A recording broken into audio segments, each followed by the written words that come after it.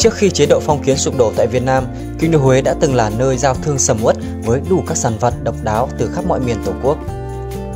Hơn 200 năm tồn tại và phát triển của nhà Nguyễn đã kéo theo sự hình thành của hàng chục làng nghề thủ công với những nghệ nhân bậc thầy điêu luyện nhất. Tới nay, xã hội đã phát triển mạnh mẽ do cuộc bùng nổ của khoa học công nghệ. Chính bởi vậy mà các làng nghề khi xưa đã dần dần biến mất, nhường chỗ cho các sản phẩm hiện đại hơn. Trong số này, Nếm TV xin mời các bạn hãy cùng ghé thăm làng hoa giấy Thanh Tiên, chanh làng Sình, hương làng Tự Đức và mây che đan làng Bao La, những vùng đất được coi là linh hồn văn hóa của kinh đô khi xưa nhé.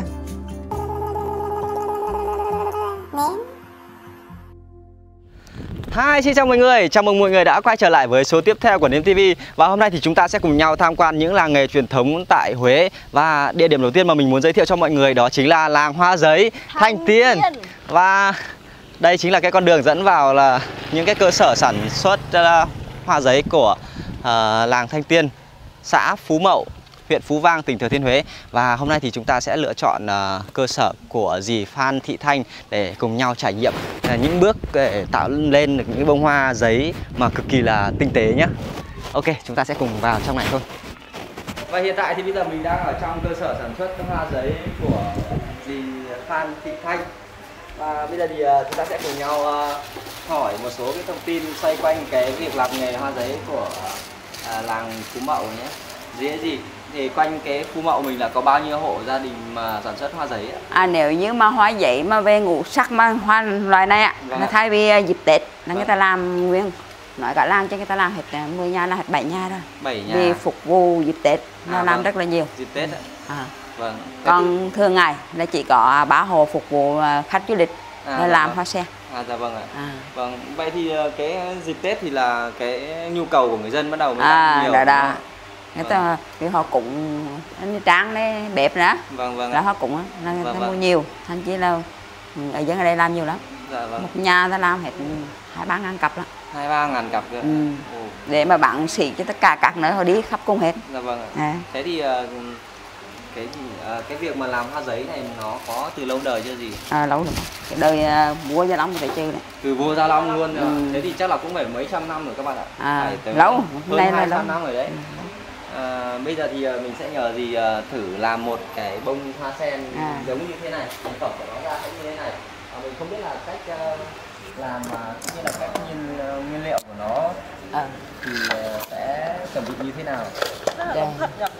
Nhưng chắc chắn là đều là giấy hết đúng không dì? Có mỗi cái cành này. Cái cành này là mây, còn hoa ra bằng giấy dẻ bụng mình nhuộm đó. Vâng ạ. Nhuộm bằng số này con này. Đó, mình mới dẻ bụng mà mình màu sắc của tùy mình. Vâng ạ. Là mình thích màu đậm màu nhạt chỉ là mình tự nhuộm. Thế thì có thể là cho con xem các công đoạn. Dì làm cho con xem công đoạn từ đâu chị cuối hả? Dạ vâng ạ. Là hoa sen này là có là 4 công đoạn. Công đoạn thứ nhất là mình nhuộm. Đến thứ hai là bắt đầu là gì quận này, quận để cho tạo cái sọng này gọi là cái đẹp ra nè. Rồi đến công đoạn thứ ba là bắt đầu mình làm cánh, từng cánh như đây con này. Đây là gì là làm cánh thằng đây. Rồi công đoạn thứ ba là làm cánh. Thứ ba là làm cánh. Công đoạn thứ tư là mình ráp hoa. Vẫn thành gia công ra cố thành hoa. Thứ tư là mình ráp vô thành hoàn thành cái hoa. Là bụng không còn chín. Còn có những cái phù này chứ, đây là phù lọc vặt đáng kể. Thế cái màu như này là mình làm từ màu gì vậy? Thì lúc này là mình mua phẩm mà công nghệ hết. Phẩm mà phơi đúng không? Không phơi. Không phơi. Thì mình nhuộm xong rồi mình treo lên giấy tiện khô liền, nhánh khô lắm. Hồi trước là phải phơi, là vì hồi trước là phẩm nước. Hồi trước mà làm cái giấy này nè, hồi xưa hoàn toàn là nhuộm hết chứ không có giấy chưa làm gì sơn. Chưa làm giấy nên tiền hơn, nhanh hơn, đỡ công. Hồi xưa là nhuộm con biết nhuộm mà mua mưa là vất vả sợ lắm. Nhuộm nguyên cả tơ lận, mà phơi cha làm lâu khô. Sẽ làm vất vả. Chứ chưa làm thấy hơi đỡ hơn. Thế cái bông hoa này thì người ta chủ yếu là ở cái dân là vùng nào thì họ sẽ chuộng cái hoa giấy này? Thành phố hay là bên phía bên ngoài? Cái này là nói mà là khắp hết thành phố thì họ cũng có người thích cầm mà có người họ là cũng Phật. Cầm ông Phật giống gì đó. Có gì họ cũng mua cầm Phật. Rồi họ cũng trang trí trong nhà làm quà tặng. Các dịp lễ được rồi người ta cũng mua trang trí rồi đó. Dì hai bạn với mình hãy trang trí đó. Cái này họ trang trí cái khả năng nó giữ được lâu không ạ? Lâu. Lâu. Thể 2 năm. 2 năm. 1 năm vẫn còn đẹp. Vâng ạ. 2 năm. 2 năm. Bây giờ chúng ta sẽ tới với cái công đoạn mà tạo nếp của cái cánh hoa này. Đầu tiên thì lá nó rất là phẳng thôi, nhưng mà dì Thanh sẽ phải làm thế nào để cho nó thành cái ngấn giống như cái hoa sen như này. Đó, vậy thẳng ấy là mới dây cuộn bằng ra thành công nữa. Ok. Một cái ống tre như thế này và hai đầu thì hai đầu là hai cái cuộn em nó bắt đầu hiểu. không, cứ từ từ để gì Từ từ thì hiểu lăng lăng hết. rồi, nhìn phát là bây giờ thì nhìn thì nó giống như cái thoi chỉ các bạn ạ, nhưng mà làm thế nào thì mình cũng không biết được.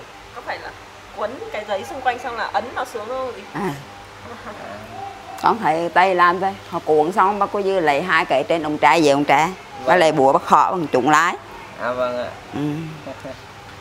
Hay. Chúng ta sẽ buộc một cái đầu chỉ ở trên đầu con thoi bên này. Cái này gọi là cái khung. Cái khung ạ. Vâng. Xong mình quấn thành nhiều vòng.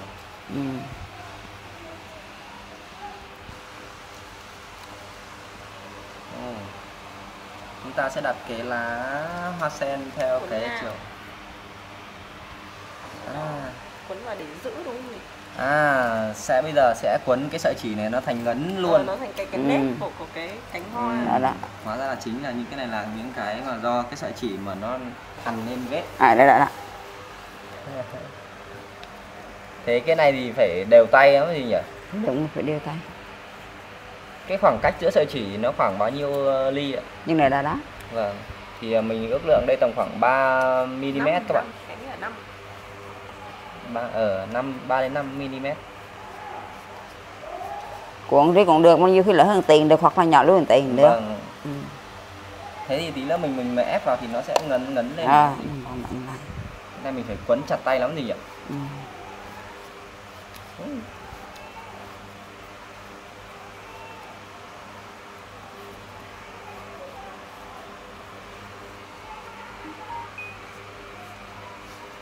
Chặt mà mới đều chứ. Vâng.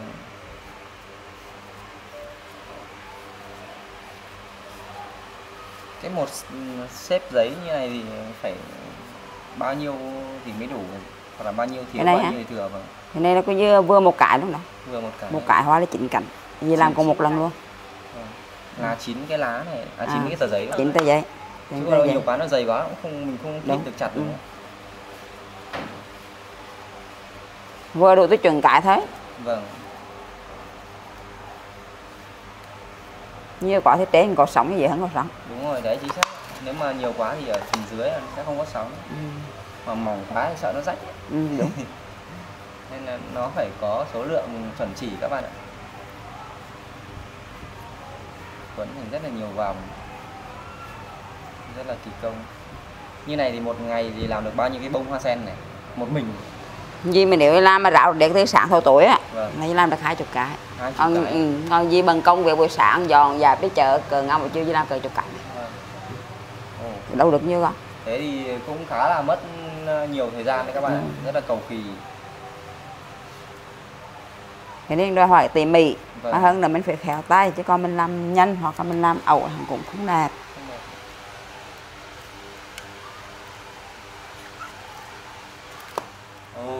Xong. Bây giờ chúng ta sẽ cho vào đây một ống trên một ống dưới. Đó. Như thế kho họ mới xuống, họ mới trụng lái. Wow.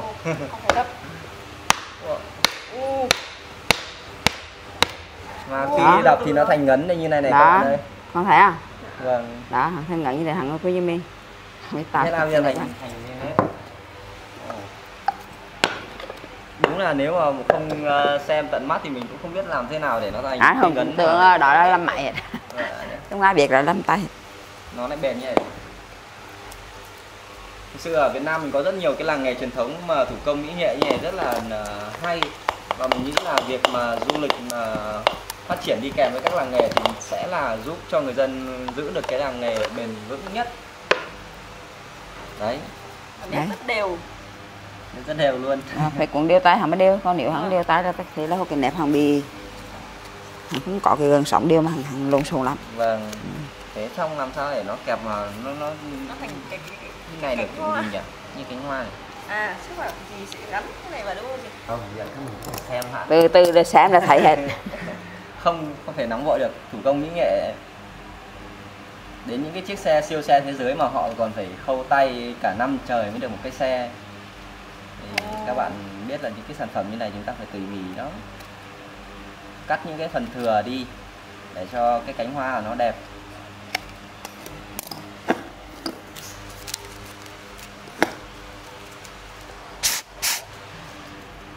Rồi cái này là cái gì gồm là chỉnh cảnh mình làm còn một lần luôn. Đó dạng đó à. Nhân dạng tí cho hôm nợ cảnh cho không bị tấm. Con xem hết. Đây là một cánh hoa này các bạn. Nó lấy cả giòn bay. Phần này là phần lá này. Phần lá đấy. Lá. Đều chưa? Quá đều luôn. Độ chỉnh cảnh này phải 2, 4, 6, 8, 9 cảnh độ. Mình sẽ cho các bạn xem luôn cả cái bình hoa. Nó đó gọi là hoa ngũ sắc. Hoa ngũ sắc.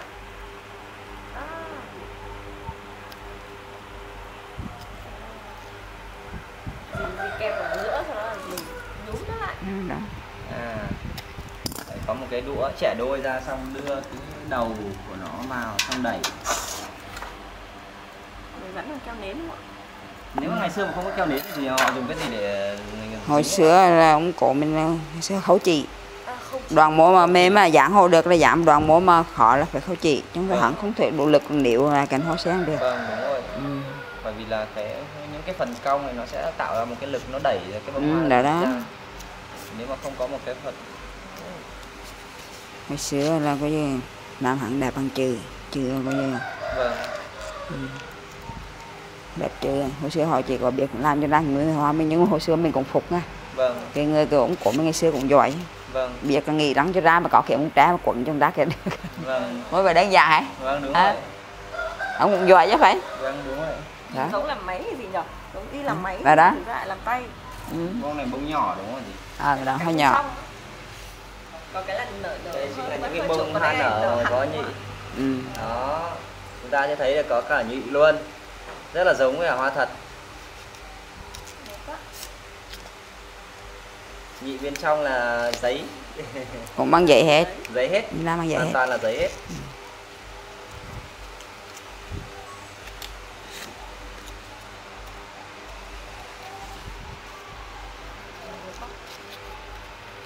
Cũng đạp chứ hả? Được chưa? Một Con làm thử không? Đó. Một bông Đây. và 9 cánh. Để con thử coi. Thế là mình đặt cái đầu màu hồng vào đúng không ạ? Màu hồng vào trước. Nhưng phải lộn nó ra chứ. Nhưng của con là nào Không, là- cái này là cái bị trật. Cái này là bị hỏng. Vâng. Đúng rồi chứ con không biết là tại sao lộn lại được. Đây mình sẽ kẹp vào đây. Sau đó mình nhúng vào gì? Như thế này. Vâng. Đó, cầm chặt vừa. Vâng. Con đưa bị ngắn rồi, vô khúc băng như này. Dài mà. Phải dài mà. Đây như này được chưa? Đó. Mà mình đưa tay mình lùa lại. Rồi trong sạc mị với nhau.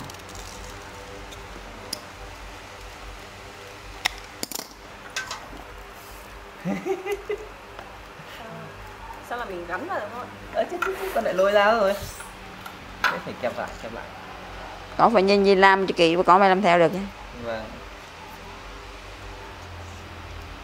Con là cắt này thì nhon chứ. Dạ, chưa. Cắt nó trong nhon chứ để cho đẹp như này. Ba mình À. mình trảy hồ ngay cái chỗ cắt nữa.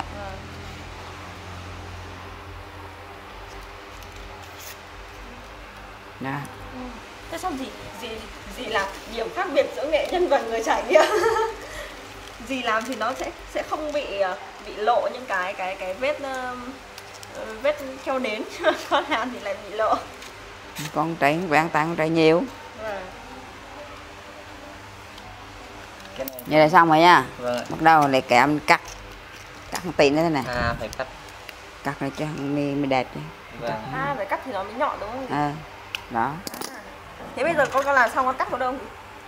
Con bóp nó lại và con cắt đấy. Cắt bắt trái ngay trái kéo ngay cái chỗ mà cắt này. Rồi cắt chéo cái.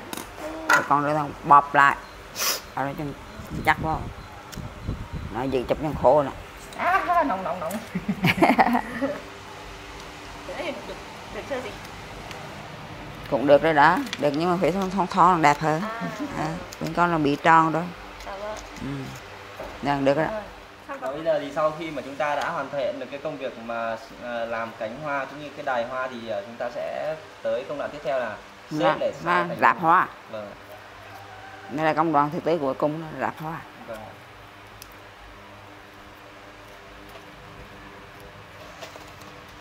Cái việc mà xếp này thì nó có phải làm so le không gì? Không, 3 cái trong cận nhau chứ. 3 cái. Vâng. Đầu tiên là chúng ta sẽ Thì trong là cái búp 3 cái để đến cái đó 3 cái, vâng. tăng ngoài cùng 3 cái nữa. Vâng.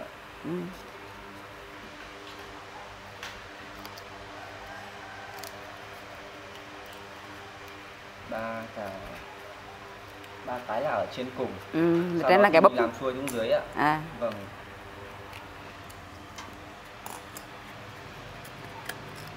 Cái nỡn cân cắt một con cái làm cái đai nỡn cân cắt bóp lại thôi. Bóp lại.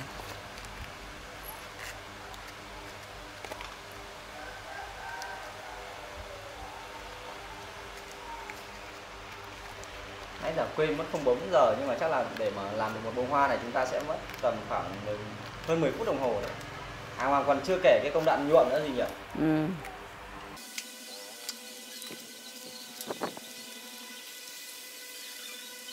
Thế này là đạt yêu cầu như vậy.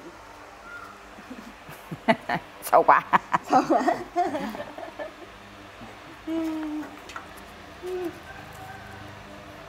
Cái cảnh người ta nở nang nó đẹp nó mình mà tung không được. Thế là mình phải cho nó xòe ra đúng không? Nếu trong dài đây con đang bị ngặn đấy, mình túm lại. Ok, vậy là sau một cái khoảng thời gian cũng không quá lâu mình và cùng với Thị Thanh đã là coi như vừa nở vừa đẹp. Mình cũng đã học được một cái cách là làm bông hoa như này. Và nếu như bạn nào mà thích hoa búp thì không cần bẻ cánh ra, còn đâu hoa mà đang nở như thì chúng ta sẽ phải bỏ cánh ra đúng không gì? Vâng, thế con hoa nở là gì phải làm cái nhụy riêng. Nhụy riêng rồi bắt đầu mới ráp hoa sao? Vâng. Đấy, còn nói chung là đấy là mình chỉ truyền tải cho các bạn một vài cái công đoạn để làm ra cái bông hoa sen này. Còn rất nhiều loại hoa khác hoặc là những cái công đoạn mà từ thế nào để ra thành những cái cành sen như này hoặc những cái lá sen đấy thì các bạn hãy tới với cả làng Thanh Tiên để trải nghiệm. Thì mình nghĩ là đây là một cái trải nghiệm rất là tuyệt vời mà từ em nhỏ hoặc là những người mà chưa biết gì về thủ công mỹ nghệ thì chắc chắn là sẽ rất là thu hút, đúng không dì? Dì có muốn gửi lời nào tới khán giả không ạ? Dì cũng biết nói đã. Thực ra thì dì cũng là một người làm thủ công mỹ nghệ lâu năm nên là chỉ có thể là có đôi tay để làm nên những cái bông hoa như này thôi. Còn nhờ vào các bạn, nếu như các bạn mà muốn kiểu Việt Nam mình phát triển theo cái con đường mà những cái làng nghề thủ công mỹ nghệ để đưa ra cho bạn bè quốc tế biết được ở Việt Nam có những cái sản phẩm rất như này, rất hay như này thì các bạn hãy chia sẻ những cái bài viết hoặc là chia sẻ những cái video mà liên quan đến làng hoa Thanh Tiên, và mình tin là sau này ở đây sẽ rất là nhiều người biết tới và thu hút khách du lịch. Bây giờ thì chúng ta sẽ cùng nhau di chuyển tới làng nghề thủ công tiếp theo nhé. Trải nghiệm tại làng hoa giấy Thanh Tiên giúp cho mình được trở về với tuổi thơ. Chắc hẳn các bạn vẫn còn nhớ đến những tiết học thủ công mỹ thuật. Khi ấy, mỗi đứa trẻ luôn luôn tự cố gắng làm cho ra những sản phẩm đẹp nhất và muốn mình là người giỏi nhất ở lớp học.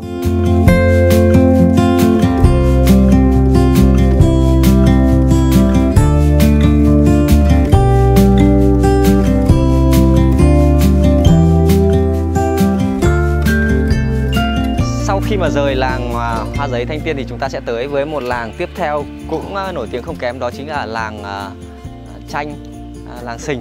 Và ngay gần đấy thôi, chỉ cách đấy tầm 1 cây số. Và trước mặt của chúng ta đây chính là nhà của nghệ nhân Kỳ Hữu Phước. Ông là một trong những nghệ nhân còn lưu giữ được những cái mộc bản từ thời rất là xưa. Đây, bây giờ chúng ta sẽ cùng nhau ngắm nhìn quang cảnh những cái bức tranh ở đây.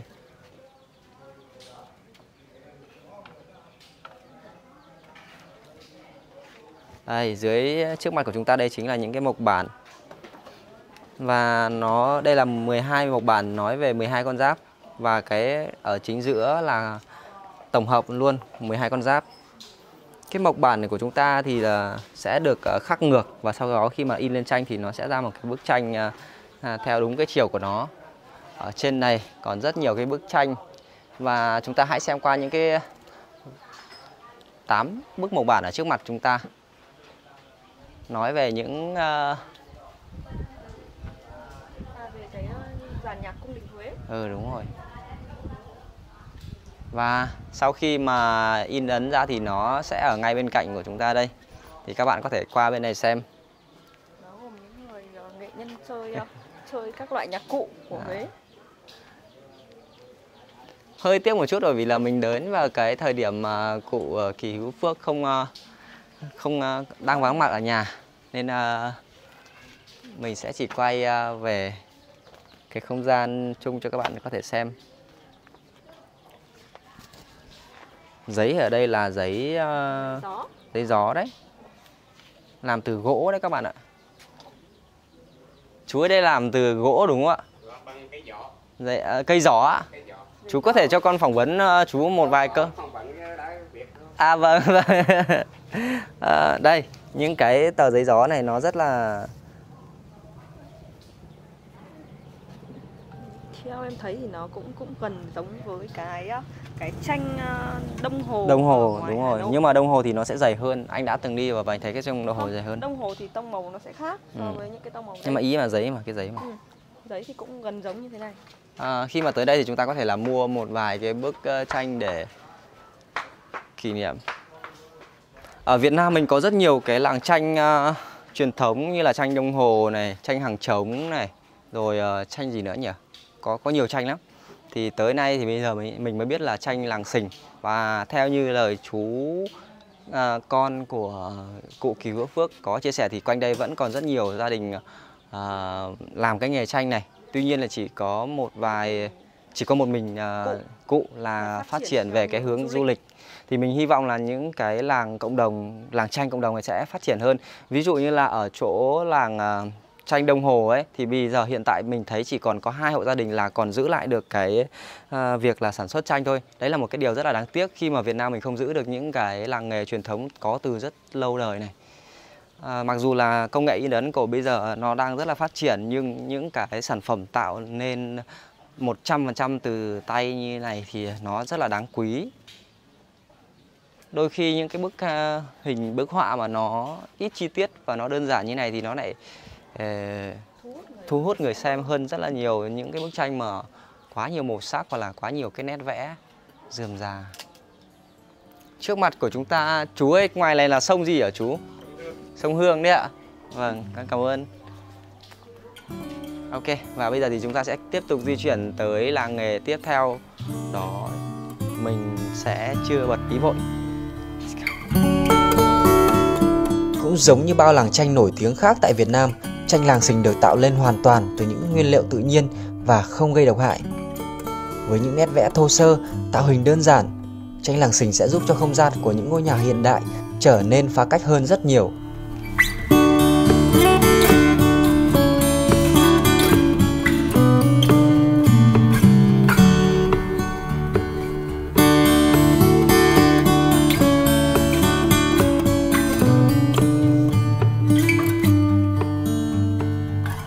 Trong những cái làng nghề mà sặc sỡ nhất của Huế mà mình muốn giới thiệu cho mọi người đó chính là làng nghề làm hương. Và phía bên tay phải của chúng ta đây là một trong những làng hương, một trong những gian hàng mà mình thấy màu sắc rất là đẹp. Nhìn qua thì chúng ta có thể thấy là có tới 7 màu sắc chân hương ở đây. Và đây quá đẹp luôn đấy. Thực sự là khi mà mình tới với làng hương này thì mình rất là ngỡ ngàng với cái màu sắc này. Bởi vì ngoài kia ấy, thì đa phần hương ở ngoài Bắc chỉ có mình thấy có màu đỏ và màu hồng thôi. Còn đâu đây có tới 7 màu. Và bây giờ thì chúng ta sẽ cùng nhau tìm tới mấy chủ nhân của gian hàng này để chúng ta biết thêm được vài thông tin của làng nghề nhé. Xin chào Mế. Chào mấy con. Vâng ạ. Mế giới thiệu Mế tên là gì ạ? Mế là Tuyết. Thế là tí rồi ạ. Và cái bây giờ là mới đang làm cái công việc là làm hương đúng không ạ? Là bây giờ mình sẽ nhồi cái hương vào đây đúng không ạ? Đây này, mình bỏ thử cho đây, con vâng. này. Đây. Đây, ba bỏ bột vào đây này thế. Ruột này là nó có những nguyên liệu gì nhỉ mấy nhỉ? Hương là đây là hương quế. Hương quế thì là có mùi quế. Vâng ạ. Hương quế con này, quế. Thơm quá. Hương quế là có mùi quế. Còn hương trầm thì là có mùi trầm. Bây giờ mình sẽ cho vào cái máy nhồi này. Và làm thế nào để nó vào thành một cái chân hương thì con chưa thấy được một lần bao giờ. Khóa nó lại. Nhưng mà ngay từ mà bắt đầu mà chỉnh lại một cái là cũng hơi mệt. Vâng ạ. Là phải để con ra được là phải đạp chậm đã. Phải đạp chậm để cho đó nó... con thấy không? Mới ngay từ đầu là cái rửa cái đá rồi mà khi chỉnh rồi là bà làm ào thôi. Tại vì mới bỏ vô là hàng rửa hết. Thế nên con phải quay cẩn thận cho xem các công đoạn. Con thấy không? Cái này của mẹ là chuyện bình thường. Nhiều khi cháu khách thử nghiệm họ đạp răng cái rồi mẹ phải chạy vô sửa ấy nó lại. Phải sửa lại à? Thôi tốt nhất là con sẽ không động. Không cũng sao không, cứ động thoải mái. Không, con hơi vụng. Con hơi vụng nên là con sẽ chỉ nhìn thôi. Bình thường thì một mình thì một người sẽ làm được bao nhiêu cái que hương như này ạ? Con nếu làm á thì một ngày phải 5-7 ngàn trở lên. 5-7 ngàn?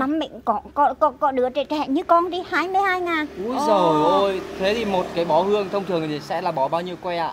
Là 100 cây. 100 que. 100 cây. Tức là 22 ngàn thì sẽ rơi vào tầm 220 bó luôn. Còn như mẹ mà đôi lúc mẹ làm ngay được vài ngàn thôi vì mẹ có khách. Khách rồi mẹ cho họ thử á. Thì đi là gần được cái đây. Cho vào thì nó sẽ bám vào trong cái cây đúng không ạ? Bám trong cái cây á. Là ngay từ đầu là phải chỉnh đẳng nói chứ hết. Phải chỉnh cho cái que hương nó thẳng. Không phải để cho bột nó ra nó thoải mái đâu được rồi đấy. Đó. Con thấy à? Rồi bà bắt đầu làm ào đi đấy. Đó. Ngay từ đầu là hẳn cũng bị cong đi cho nên phải thử kề nó. Bây giờ là mình cứ nhét cái cây hương vào bên trái. Sau đó mình đạp nó sẽ sang bên phải ạ. Đấy. Rồi. Đạp một cái nó sang bên. Nhưng mà hương đi không phải là hương truyền thống mà ra đây hồi mới làm cái ní này mới chỉnh này. Vâng ạ. Đây là hương cha tay. Đây là hương đập chân. Còn hương máy không phải là hương đây, hương máy là hương gắm motor.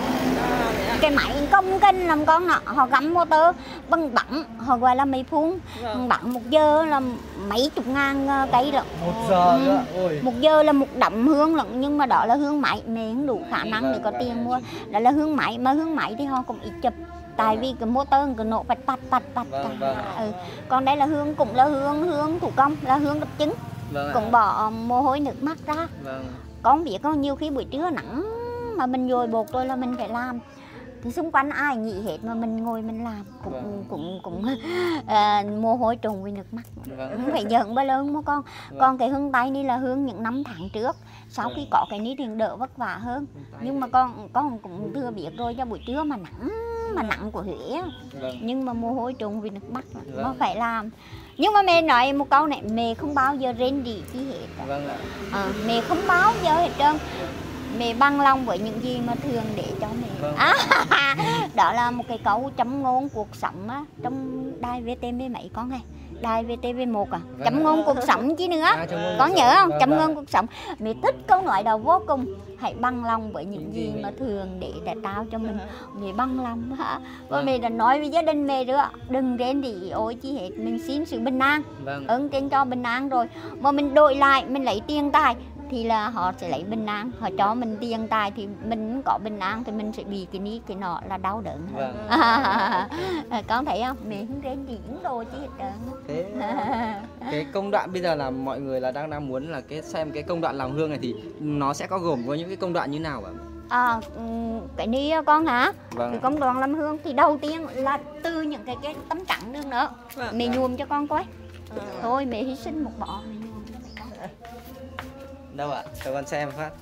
Tức là đầu tiên là một cái mẹ sợ mưa này, Huế dự báo mưa mà phải đầy con này. Không, con nó chỉ kể thôi, không cần phải là làm đâu. Đây nhuộm màu. Nhuộm màu. Nhuộm màu, nhuộm thử đi chút thôi. Một cây cũng được ạ. Một cây cũng được ạ. Nhuộm này có thể không nhuộm chi mà nhuộm một cây con, để nhuộm là nhuộm chứ luôn. Chết luôn. Ok. Thế cái bột màu này là mình làm bằng một gì ạ? Bột phẩm ạ? Phẩm bằng là cây. Là cây vợ. Là cây, đây này con này Không phải phẩm màu nhân tạo ạ? Không, phẩm đi đắt làm con ạ. 50.000 mà có chút. 50.000 mà được có chút này thôi. Chỉ thôi chứ có một Vâng. hơn đi chút mà 50.000. Vâng. Đấy, cái đi là Màu đỏ. Màu đỏ. Vâng ạ. Màu ní cộng với màu cành sen cộng với màu vàng đi ra màu đỏ. À, màu cánh sen và màu vàng ra màu đỏ. Wow. Chỉ một cái nhỏ nhỏ thôi. Bó nhỏ hơn đấy ạ. Vâng. Chỉ khoảng 1-2 thanh cũng được. Mọi người chỉ muốn xem chứ không cần phải Hay là rút một que thôi đi. Một que Ôi, rủ gì quế con. Đấy, thế rồi mà nắm thế là ok lắm rồi. Rồi, sau đó thì chúng ta sẽ phải nhuộm cà vả. Đúng là phải nấu nước sôi con ạ. Thế ạ. Thế cái này không còn nhuộm được nữa ạ? À được. Thế thì mới làm luôn bằng cái này đi. Cái nữa thì hẳn được đẹp bằng, hẳn hơi lạc lạc yêu. Không, chỉ cần mọi người biết đừng cách. lo con ơi, mẹ Vâng. ngấy mô rồi mẹ ấy thì mẹ cũng Vâng. đến bao giờ mẹ tính toán chi lý chi cho con. Sinh viên đó mà thực tập Vâng. là 8-9 mấy đứa mà mẹ vẫn vui vẻ để cho nó hẳn dồi Vâng. bột, hẳn phá bột. Mẹ chỉ duy nhất một cái á, là khi hẳn làm gãy chân hương của mẹ thì mẹ chỉ lấy chi phí của gãy chân hương đó. Vâng, đây. Cảm thấy không? Rồi. Wow. Nếu nước sôi thì nếu nước sôi là hằng bắt mắt liền, rất là đẹp. Vâng. Con thấy màu vàng đó, màu Rồi. vàng đi. Đó, và nhúng như thế này đi. Và đấy là vì nước muối cho nên hẳn được ấy, con thấy không? Đây là nhúng hương. Rồi, đem ra phơi đi. Sau đó là mình sẽ đem ra phơi nhảy đấy. Đem ra phơi. Cà Thế- phơi thì bao lâu là được hả bé? Cái ní hả? Vâng ạ. Từ tưới đi là phơi 5-6 ngày đó, cho khô lên mình nhúng tắm được. Ôi. Còn cái ní thì phơi một chút chỉ bằng khô lên tay rồi ba làm được. Có nghĩa là nếu mà bó to thì là 5-6 ngày mới khô đúng không ạ? Mới khô. Rồi bắt đầu mình nhảy qua hướng truyền thống á, mình là chỉnh con này. Vâng ạ. Truyền thống là dưa bột. Thôi mẹ kẹt để mẹ vô cho con, mẹ con cùng mẹ con thấy. Cái tứ thể này không phải là cái tứ thể để làm hương mà là đi. Nhưng mà mẹ vốn là người làm hương cho nên mẹ đặt xuống đi để mẹ bỏ hương. Phải không con? Rồi. Cái làng nghề của mình là được bao lâu rồi ạ? Lâu lắm rồi, xa xưa lắm rồi. Xa xưa khoảng mấy trăm năm không ạ? Mẹ nghe nói là từ thời Gia Long có đấy là. Từ thời ông Gia Long ạ. Thế thì chắc cũng phải hơn 200 năm đấy các bạn ạ. Ồ. Đây là bột hương ạ. Bột hương để mẹ vô cho mẹ con coi. Ồ.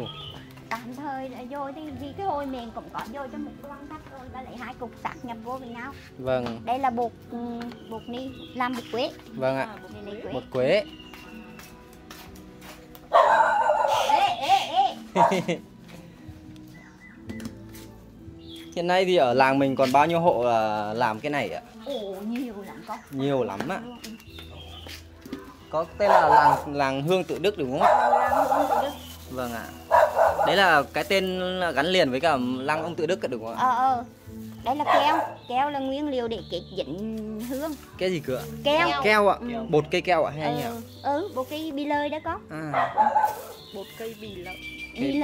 Bơi lơi đó, cây bì lơi keo. Còn đây là chính là quế này, là gọi là hương quế này. Đây, quế. bây giờ mới là quế đây các bạn ơi. Quế, mày con lưỡi đi, mua quế ra. Vâng, đúng rồi, chính xác quế. Quế. Mình trộn như là có tỷ lệ không hay là có, nếu quế nhiều thì là thơm lên, nếu mà quế vâng. nhiều quá thì là hương nức. Rồi, để lấy nước. Dạ lấy nước ạ. Đấy, nước ở đâu ạ? Con lấy cho. 2 ca là được thôi ạ. Làm hương ạ. Cho bác bạn cả một ngày là con nhìn thử đi. Nếu mà mày ăn mặc sạch sẽ thì cái xung quanh cái viên đi là nồi trong một ngày thôi là đen thì thôi. Vâng. dầu chảy xuống á. Vâng vâng. Buộc lòng là chỉ có sạch sẽ thôi, chứ còn Vâng. không cần phải đẹp, không phải cần mặc áo dài áo đô thì chắc có lẽ là trong phim. Con có công nhận không? Con Vâng. đúng thật sự lao động thì không có nữa. Vâng đúng rồi. Hay quá, tự dưng hôm nay lại gặp được mẹ. Con vô đi cái kề không, con đi vô cái kề con dỡ cái khăn màu xanh lên có cục bột mày mới làm cho tay đấy á. Giờ Rồi cái mới khăn sạc màu lên. xanh lên, Ừ. có một cái cục bột. Con phải dính thôi đấy. Rồi ạ. Đây này, bên cái dạy cái dạy nữa, cái dạy con người nữa. Ồ, các bạn có biết không, đây là các công đoạn mà để tạo nên được một cái que hương.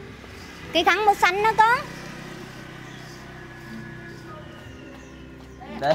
Đó. Ồ. Đây, con thấy chỉnh dính rồi ha. Thấy Ồ. ha? Nhìn Thấy qua chưa? con tưởng là cái mắm tôm ấy. Đúng rồi. Mà họ Trông rất có giống. nhiều đường chưa bột mì. Con nhìn giống cái cục mắm tôm. Rồi, Ok, xong đó bây giờ mình sẽ nhồi luôn ạ. rồi chung vô với nhau. Vâng ạ. Đúng là làm như ngày xưa là tháo to nó lên con đẹp. Nhưng mà Vâng. giờ chưa làm cho khách trải nghiệm thì là ít. Vâng ạ. Này, con thấy dính thôi đấy. Vâng Này. ạ. Đó, nhỏ đi thì mày dôi bằng cái ní cũng được, bằng tay đi cũng được. Vâng ạ. Con đúng là phải dôi bằng tháo, nhưng mà chưa mày dôi đi cũng được. Như đất dẻo luôn. Đó, có thể á. Đấy. Dẹo có keo. Thơm có mùi quế. Con rơ tay vô đi, hẳn dính. Ồ, không dính. Ừ. Ồ, không dính vào tay luôn. Hẳn dính vào tay. Rồi, trộn chúng mày cái ní để mày làm đó. Vâng ạ. Bằng tay xe, à đấy, bằng tay xe này. Con phải theo 5 tháng bằng mẹo mỏ đi này. Bàn xoa. Ừ. Giống cái bàn xoa mà để xây nhà đấy. Thôi, chưa bỏ chúng vào đây đi. Vâng ạ. Rồi. Các cái đi qua đài để lật cái bàn xe lên để xe Vâng. cho con. Xong rồi, cái cung đoàn cuối cùng là cung đoàn đổ bông nữa đó. Vâng, đổ bông đấy ạ. Đổ bông hương để phơi đâu con. Vâng, tí con sẽ thử đổ bông lại một lần nữa. Con ưa là mì đổ bông đấy. Hương nữa là hương Vâng, đi học rồi. đi hỏng đấy ạ, vâng ạ. Rồi, ngồi bố. Hương cái thử đấy. Con để đầu tắt mặt tối cả ngày là điều đừng Vâng. rên, đừng mà lo. Đây, cái lý do họ thử con ấy họ thử á. Vâng ạ. Như mẹ làm thì làm chi mà có bột dính đi. Đấy Vâng. họ thử á, họ có biết làm mốt. Họ Vâng. cha rồi bằng dính đi. Mà nếu dính đi là con biết rắn không? Con đưa cái dao giúp mẹ với. Là cái hướng sẽ xấu. Tắm Vâng. queo.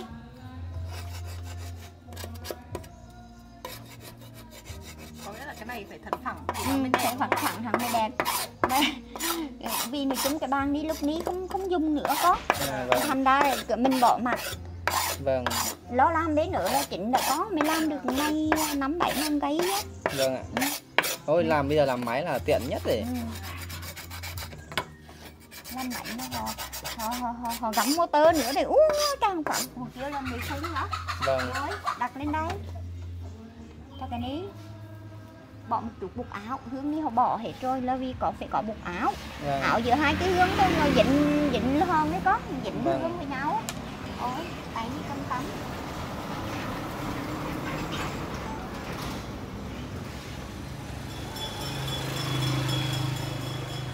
Đây con có hình.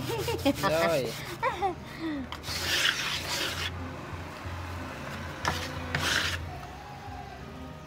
Ồ.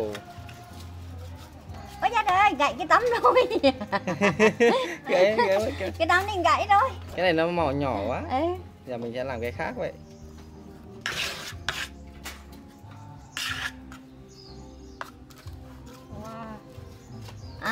Dạ, có mua hương. đời gì chú. Ồ. Có mua hương quế hả? Dạ, mua hương 2 tắc. Ồ, thế là thành một que luôn. Rồi. Wow. Con có thử gì đấy? Vâng ạ. Rồi. Và sau khi mà chúng ta công đoạn mà nhồi hương xong thì đến cái công đoạn là phơi. Bây giờ để giúp con làm thế nào để nó xòe được những cái cánh quạt như kia. Con rỡ con. Đã. Con rỡ con. Con rỡ cái ní con này. Không rớt. Gì? Mấy cái này không bao giờ rớt được. Ôi da thôi, gì sao rớt bể của con này. Rớt thì tự con chịu. Sẽ cho con một nắm nhỏ nhá. Một nắm nhỏ là họ đổ không được con. Không đổ được ạ. Phải đổ là nhiều thế, nửa tí đấy. Để nhé, để con phát nào. Đây, con lấy nửa này, con qua bên này nhá. Cho nhiều con là ít là đổ hẳn được. Ok. Ý là ít thì đổ không được đúng không ạ? Nhiều đúng không ạ? Đúng rồi. Đây, con theo là gì này đó, con cầm chặt đi phải không? Con cầm chặt đi. Làm chưa? Con khoan xoay đã. Con lật ngược nó lại đi. Rồi, con xoay đi, xoay cho trên đi nó xòe rộng ra. Và dưới đít đi hẳn cũng xòe rộng ra luôn á. Ngó con túm đi làm răng đồ được. Thấy không? Hai cái nữa là dùng với chung một cái mới đủ. Thấy không? Đó, con xòe ở trên nó rộng ra và dưới nó rộng ra. Ok, để con thấy không? Đây là cũng đoạn cuối cùng khi người làm hương làm nhiều rồi á, họ đổ cho hương nó chậm khô thì có gió lua vô cái đoàn đi. Con nếu con phơi ngang á, cái béo bón này đi, tại nó không đủ, nó không đấy. và chung vô với nhau. Đây. Rồi, thấy không con? Rồi, thấy chưa? Là họ phải xoe bông như thế này. Con ơi, hui. Rồi, ok. Thôi để được kê nó con. Rồi chưa? Rồi ạ. Rồi, nhẹ nhàng đặt tay xuống. Đặt tay xuống. Đó, bỏ xuống, rút tay ra. Con như mấy con mà lần đầu tiên thì mấy con không thể làm như gì được. Mấy con thả xuống một cái mấy con rút tay ra liền. Đưa đây, đưa mẹ cầm trước cho. Đưa đây mẹ cầm trước. Không có gì buộc. Và những cái ôi răng buộc được. Các bạn thấy là những cái bờ que hương này nó cách ra khỏi mặt đất và nó tách đều nhau ra. Như vậy thì là cái gió và nắng vào nó sẽ xen kẽ vào và làm cho cái bó hương của chúng ta đều khô đều hơn. Rồi bỏ xuống là con thả liền. Con không thể bỏ làm như mẹ được không? Con thả liền. Lần trệt xuống đó để ngang nữa là thằng kẹp theo tay con. Mẹ nói với con là con thả xuống, con rút tay ra liền á. Đó hàng cũng được mà điều không được vậy đó. Hơi được. Và bây giờ thì chúng ta sẽ cùng nhau đây, ra đây. Bây giờ chúng ta sẽ cùng nhau ngắm lại, nhìn lại cái toàn bộ cái gian hàng này. Và mình nghĩ là cái màu sắc ở đây nó sẽ rất là hấp dẫn đối với những ai mà thích những cái bức hình sặc sỡ. Và những ngày nắng thì chắc chắn là ở cái làng hương này sẽ đẹp hơn rất nhiều. Ui, ánh nắng nó lung linh luôn, đẹp 7 màu, 7 sắc cầu vồng luôn ạ. Nhưng mà con nè, trời mưa là cũng chết. Thì mình thấy mưa là mình chạy luôn. Ôi giờ trời mưa là cùng chết bò. Ok, vậy là bây giờ thì mình sẽ tiếp tục cùng các bạn sang với làng nghề tiếp theo của Huế. Và mình tin là nó cũng sẽ đem cho các bạn những cái cảm xúc rất là hay. Và cảm ơn Mế đã giúp con trong cái trải nghiệm ngày hôm nay. Tấm lòng của mẹ Tuyết ấm áp và chân thành như bao người dân ở xứ Huế. Với số tiền lãi mà mẹ có được, thường sẽ trích một nửa ra để dành cho các bệnh nhân hiểm nghèo tại Bệnh viện Đa khoa Huế. Câu chuyện đáng quý của mẹ giúp cho chúng tôi thấy cuộc sống tươi đẹp hơn, nhiệm màu hơn, đẹp như khóm hương 7 màu mà người làng tự Đức phơi bày dưới những tia nắng ấm áp.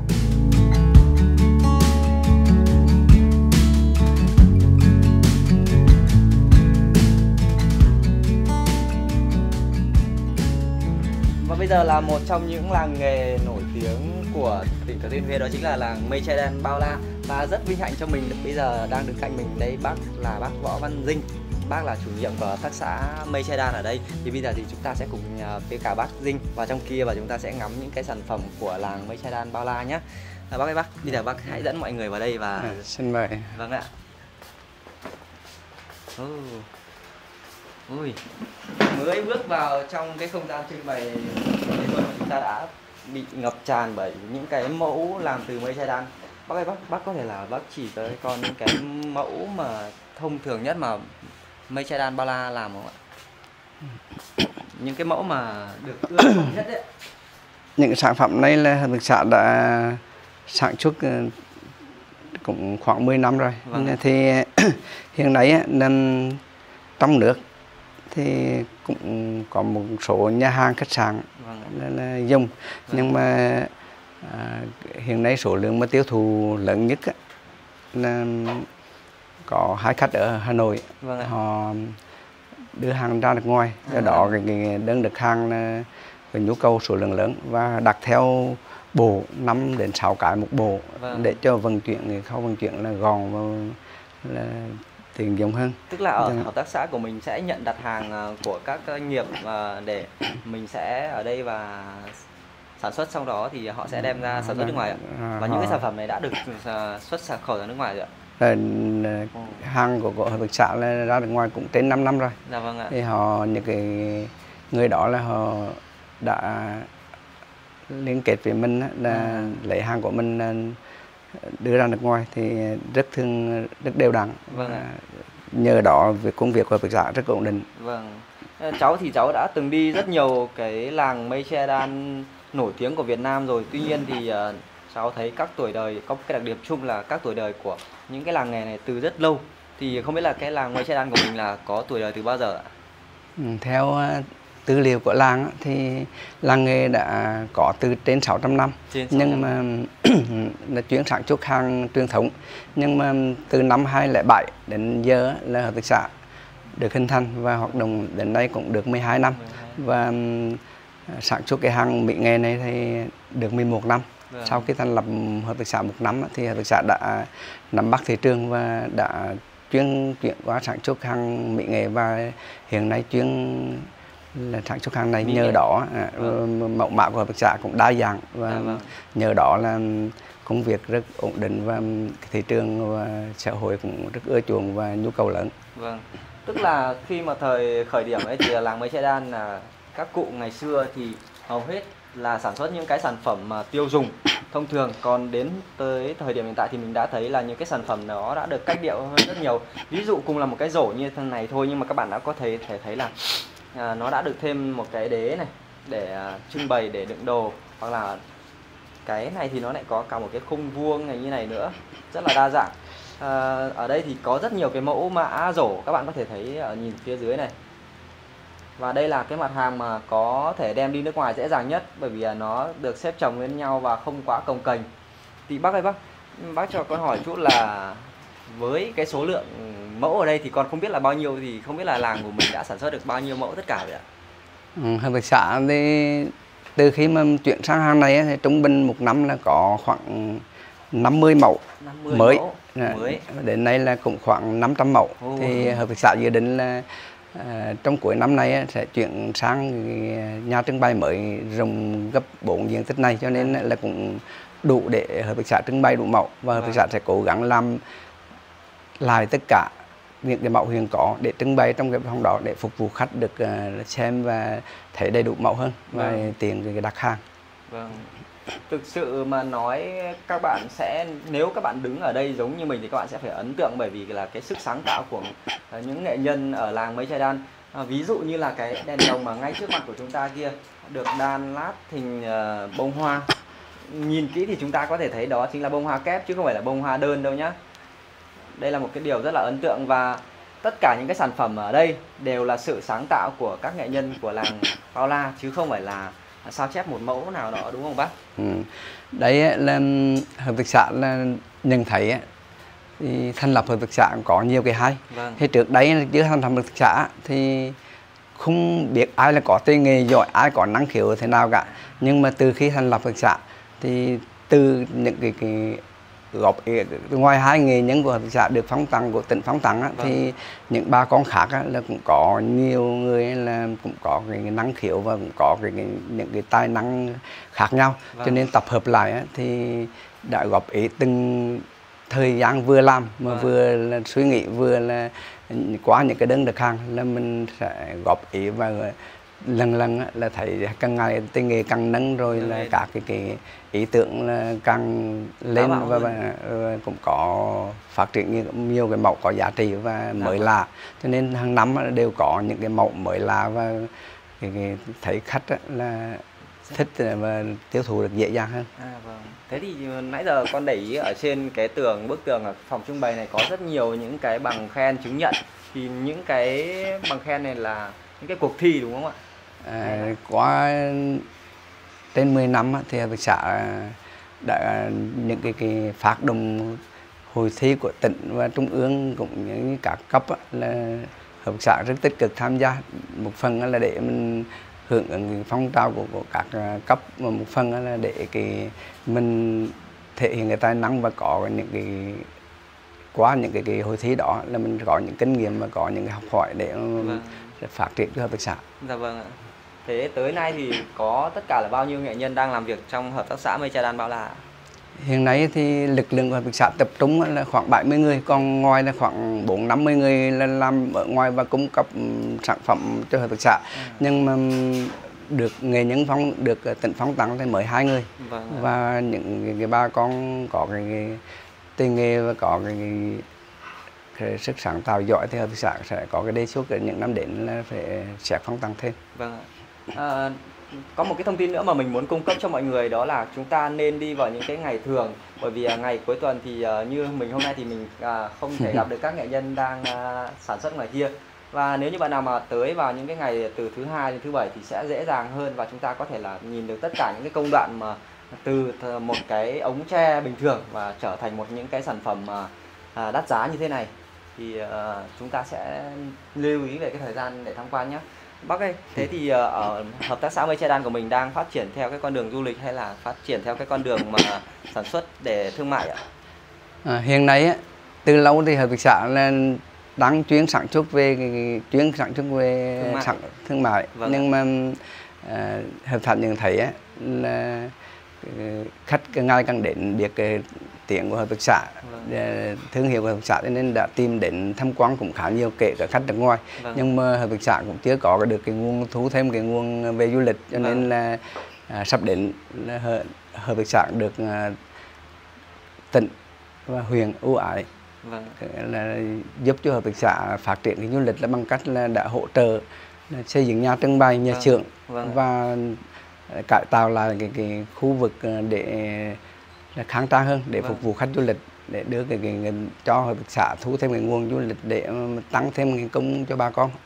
Nhằm tạo cái điều kiện là tăng cái công để dễ thu hút lực lượng vào, vì hiện nay cái nhu cầu về sản phẩm là rất lớn, cho nên sức của hợp tác xã là làm chưa đáp ứng nhu cầu của khách hàng, cho nên là hợp tác xã đang cần lực lượng, mà lực lượng bằng cách là mình tìm cách để tăng cái thu nhập để khuyến khích cái lực lượng ngoài là vào làm. Thực ra thì cái việc mà ở các nước khác, nước bạn ví dụ như Thái Lan hoặc là những cái nước lân cận đây, họ đều đã phát triển cái mô hình du lịch của làng nghề truyền thống như này rồi. Mình thấy ở Việt Nam mình có rất nhiều cái làng nghề truyền thống đắt giá, và khi mà chúng ta không tận dụng được cái việc đấy thì quả là thực sự đáng tiếc. Bởi dù sao thì nó cũng sẽ sắp tới sẽ là một cái trong những cái mũi nhọn mà Việt Nam của chúng ta đang hướng tới, một cái ngành công nghiệp không khói sẽ làm cho đời sống của người dân đi lên, và những cái sản phẩm của chúng ta sẽ càng ngày càng đẹp hơn. Ví dụ như ở trước mặt của chúng ta có thể thấy được là những cái sản phẩm nó đặc trưng của xứ Huế, như là chùa đây là tháp Phước Duyên ở trong chùa Thiên Mụ, và cây cầu Trường Tiền ở ngay phía bên dưới. Đó, những cái sản phẩm này là những cái sản phẩm mà được tạo lên từ những bàn tay trí óc của người dân Việt Nam, hoàn toàn là của Việt Nam hết, chứ không sao chép một cái mẫu nào từ nước ngoài. Và cầu ngõ Thanh Toan. Vâng ạ, coi kia là chùa cầu con đã nhìn thấy rồi. Cầu ngõ Thanh Toan. Cái gì cơ? Cầu ngõ Thanh Toan ở Huế là có cái này cũng điểm du lịch mạnh vậy. Vâng, cũng là những cái điểm du lịch nổi tiếng của Huế. Và nếu như bạn nào mà tới với cả tỉnh Thừa Thiên Huế thì mình tin là hãy đến với cả làng Mây Che Đan. Những cái sản phẩm ở đây sẽ đem cho chúng ta một cái sự ngạc nhiên cực độ luôn, bởi vì mình là một người làm nghệ thuật và mình thấy những cái sản phẩm ở đây cực kỳ tinh tế. Và bây giờ thì mình sẽ nhiều máy quay để cho chúng ta thấy được toàn cảnh những cái sản phẩm ở đây đẹp như thế nào nhé. Đôi bàn tay khéo léo cùng với trí sáng tạo của những nghệ nhân đan lát làng Bao La đã giúp cho sản phẩm Việt vươn xa hơn, đáp ứng được yêu cầu kỹ tính của người tiêu dùng ngoại quốc. Mong rằng không chỉ Mây Che Đan Bao La mà các sản phẩm thuần Việt khác sẽ sớm vang danh trên thị trường quốc tế, đem về niềm tự hào cho chúng ta.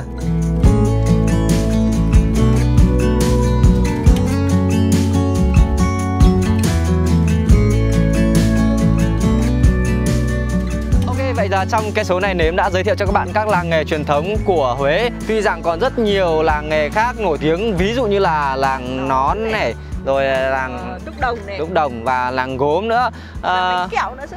Còn nhiều nữa. Thì hy vọng là các bạn khi mà tới tỉnh Thừa Thiên Huế thì các bạn sẽ cố gắng bỏ công bỏ sức ra để đi ngắm tất cả, trải nghiệm tất cả những cái làng nghề đấy. Thì mình nghĩ là cảm xúc nó sẽ rất là tốt. Hơi tiếc là mình không quay được hết cho mọi người. Phía bên tay phải của chúng ta đây chính là đầm Cầu 2, thuộc trong hệ đầm phá Tam Giang, đầm phá lớn nhất Đông Nam Á. Xa xa kia chính là đỉnh Bạch Mã, và mình đã có cơ hội để quay đỉnh Bạch Mã một lần rồi. Còn đây là chính là cửa biển Tư Hiền, một trong những cửa biển đẹp nhất ở Việt Nam mà mình thích. Mình sẽ có một số trải nghiệm cùng người dân sinh sống ở trong làng chài ở Vinh Hiền ở gần đây. Hy vọng là mọi người sẽ thích. Ok, cảm ơn các bạn đã theo dõi video nha. Và đừng quên like, subscribe, chia sẻ để ủng hộ Nếm trong các trình tiếp theo. Còn yêu cầu review một địa danh nào đó, lễ hội văn hóa ẩm thực nào đó thì hãy để lại trong phần comment. Mình và team Nếm sẽ tới đó để thực hiện thay cho mọi người. Bye bye mọi người nhé. Mình là Tùng Nếm và đây là Huế, đầm Cầu 2.